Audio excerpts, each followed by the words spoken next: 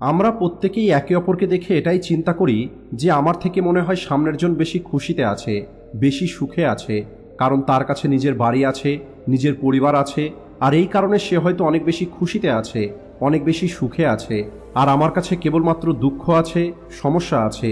কিন্তু সত্যি বলতে আসল জীবনে সুখী কে? চলুন সেটাকেই আজ আমি আপনাদের ছোট্ট একটি গল্পের সাহায্যে বোঝানোর চেষ্টা করি। অনেক পুরনো দিনের কথা। একবার একটি ভিখারি গ্রামে ভিক্ষা করার জন্য যায়, আর ওই ভিখারি একটি কৃষকের বাড়ির দরজার সামনে গিয়ে পৌঁছায়। আর ভিখারি দরজার সামনে থেকে জোরে জোরে আওয়াজ দেয় ভিক্ষার জন্য, কিন্তু ভিতর থেকে কোনো রকমের আওয়াজ আসেনি। আর যেহেতু দরজাটা খোলা ছিল, তাই ভিখারি ভিতরে দেখার চেষ্টা করে যে বাড়িতে কেউ আছে কিনা। আর ভিখারি দেখতে পায় ওই কৃষক এবং তার সম্পূর্ণ পরিবার একসঙ্গে বসে কথা বলছে, কৃষকের বাচ্চাগুলো তার সঙ্গে খেলা করছে। আর এটা দেখে ভিখারির মনে হয় হয়তো আমার কথাটা এরা শুনতে পায়নি, আর এই কারণে ওই ভিখারি পুনরায় আওয়াজ দেয় ভিক্ষার জন্য। আর যখন দ্বিতীয়বার ভিখারি আওয়াজ দেয়, তখন ওই কৃষকের স্ত্রী শুনতে পায়। আর এরপরে কৃষকের স্ত্রী কিছু খাবার নিয়ে ওই ভিখারিকে দিয়ে দেয়। এরপরে ওই ভিখারি ভিক্ষা নিয়ে সেখান থেকে চলে যায়। আর কিছুটা দূরে যাবার পরে ভিখারি এটা চিন্তা করে যে কত সুন্দর ওই কৃষকের পরিবার, তার পরিবারে দুটো সন্তান আছে, আর ওই বাচ্চাগুলো তার বাবার সঙ্গে খেলা করছে। আর এই সব কিছু দেখে কত ভালো লাগছে। যদি আমারও একটি পরিবার থাকতো, তাহলে আমিও হয়তো অনেক খুশিতে থাকতাম, অনেক সুখে থাকতাম। কিন্তু আমার তো কোনো পরিবারই নেই, আমাকে একাই থাকতে হয়। এছাড়া আমাকে সারাদিন ভিক্ষা করে নিয়ে এসে নিজেকেই রান্না করে খেতে হয়। এছাড়া আমাকে প্রতিদিন জীবন চালানোর জন্য কত কষ্ট করতে হয়। তাই যদি আমারও পরিবার ও সন্তান থাকতো, তাহলে আমিও অনেক খুশি হতাম। আর এরপরে ভিখারি নিজের রাস্তাতে চলে যায়। এদিকে ওই কৃষকের বাড়িতে পরিবারের সবাই মিলে খাবার খাওয়ার পরে কৃষক তার স্ত্রীকে বলে, আমার কাছে পরিবার চালানোর মতো টাকা নেই, আমি অনেক চিন্তার মধ্যে আছি। আমার মনে হয় আমাদের 1000 টাকা ধার নিতে হবে, কিন্তু জানি না শেঠজি টাকা দেবেন কিনা। এটা শুনে ওই কৃষকের স্ত্রী কৃষককে বলে, আপনি যান, আপনাকে অবশ্যই টাকা দিয়ে দেবে। আপনি বলবেন খুব দ্রুত আমরা এই টাকা পরিশোধ করে দেব।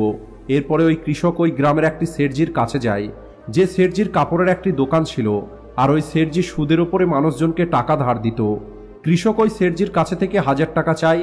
আর যখন ওই শেঠজি কৃষককে টাকা দিচ্ছিল, তখন কৃষক দেখতে পায় পাশেই একজন কর্মচারী শেঠজির টাকা হিসাব করছে। আর কৃষক যখন টাকা নিয়ে ফিরে আসে, তখন কৃষক চিন্তা করে শেঠজি কত খুশিতে আছে, আমি কোথায় 500-1000 টাকার জন্য চিন্তায় পড়ে যাচ্ছি, আর এদিকে শেঠজির কাছে 20,000-30,000 টাকার হিসাব হচ্ছে। কৃষক এই সব কিছু চিন্তা করতে করতেই বাড়ি ফিরে আসে। ওই শেঠজির গ্রামে ছোট্ট একটি কাপড়ের দোকান ছিল, আর দোকানে কাপড় নিয়ে আসার জন্য মাঝে মাঝে ওই শেঠজিকে শহরে যেতে হতো। তাই পরের দিন যখন ওই শেঠজি শহরে যায় দোকানে কাপড় আনার জন্য, তখন শহরে গিয়ে একটি বড় দোকানের মালিককে বলে, আমি কিছু কাপড় কিনতে চাই।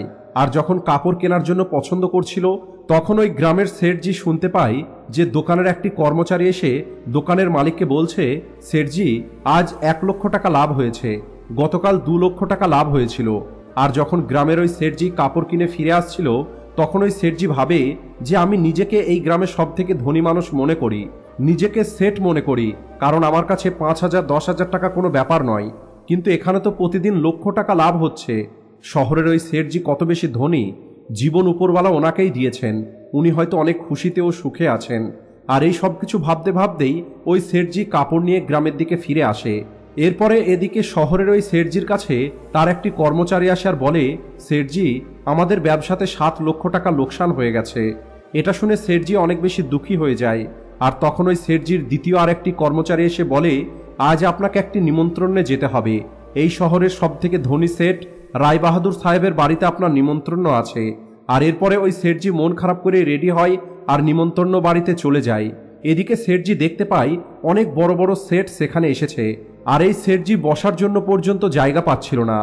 এরপরে শেঠজি দেখতে পায় সেখানে কমিশনার এসেছে, কালেক্টর এসেছে, বড় বড় সরকারি অধিকারীরা এসেছে, সবাই এসে রায়বাহাদুরজির সঙ্গে দেখা করছে।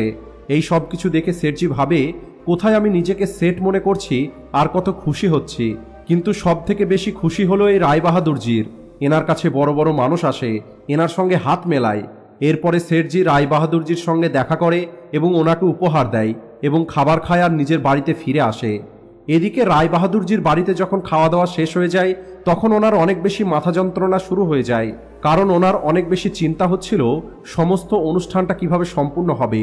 আর এরপরে রায়বাহাদুরজি নিজের ঘরে গিয়ে বিশ্রাম করা শুরু করে। আর যখন মাথা যন্ত্রণা অনেক বেশি বেড়ে যায় তখন ডাক্তার ডেকে পাঠানো হয়। তখনই রায়বাহাদুরজির কাছে কর্মচারী খবর নিয়ে আসে যে ব্যবসাতে অনেক বেশি লোকসান হয়ে গেছে। এই খবরটা শুনে রায়বাহাদুরজির মাথার যন্ত্রণাটা আরও বেশি বেড়ে যায়। এরপরে রায়বাহাদুর ওনার চাকরকে বলে, এটা কোনো জীবন হলো? বড় বড় অধিকারীদেরকে চা খাওয়াতে হয়, পার্টি দিতে হয়, আর যেহেতু তারা এই সব কিছু করে তাই আমাকেও এই অনুষ্ঠান করতে হয়, তা না হলে এত বেশি চিন্তা কে নেবে? আর তখনই ওই শেঠজি দেখতে পায় রাস্তা দিয়ে একটি ভিখারি যাচ্ছে, যে নিজের হাতে একটি লাঠি নিয়ে গান করছে। রায়বাহাদুরজি ওনার চাকরকে ডেকে বলে, দেখো, জীবনে খুশিতে তো এই আছে, সব সুখ এর কাছেই আছে, এর কোনো রকমের কোনো চিন্তা নেই, না লোকসানের না লাভের। আর এটা ছিল সেই ভিখারি যে ভিখারি ওই কৃষককে দেখে অনেক সুখী মনে করেছিল। আসলে জীবনে প্রতিটা মানুষই খুশিতে আছে, কিন্তু মানুষ নিজের থেকে ধনী কাউকে দেখে দুঃখী হয়ে যায়, আর তার মনে হয় কেবলমাত্র ধনী মানুষই খুশিতে ও সুখে আছে। কিন্তু ধনী হওয়ার অর্থ এটা নয় যে সে সুখেও থাকবে। তাই যদি আপনি জীবনে খুশিতে এবং সুখে থাকতে চান তাহলে আপনি কখনোই আপনার থেকে ধনী কাউকে দেখবেন না, কারণ হতে পারে যে জীবনে আপনি এখন বেঁচে আছেন তেমন জীবন পাওয়াটা অনেক মানুষের কাছে স্বপ্ন। দেখুন, কাউকে দেখে কোনো কিছু শেখাটা ভালো, কিন্তু নিজের অস্তিত্বটা শেষ করে দিয়ে অন্য মানুষের অস্তিত্বটাকে আপন করে নেওয়া নিজের এবং ওপরওয়ালার অপমান করা হয়, যিনি আপনাকে সবার থেকে আলাদা তৈরি করেছেন। আমরা এই কথাটা ভুলে যাই যে আমাদের মধ্যে এমন কিছু আছে যা আমাদের প্রত্যেককে স্পেশাল তৈরি করে, আর সেটাকেই আমাদের নিজের ভিতরে খুঁজতে হবে। তাই আপনি যেমন আপনি তেমনই অনেক ভালো আছেন।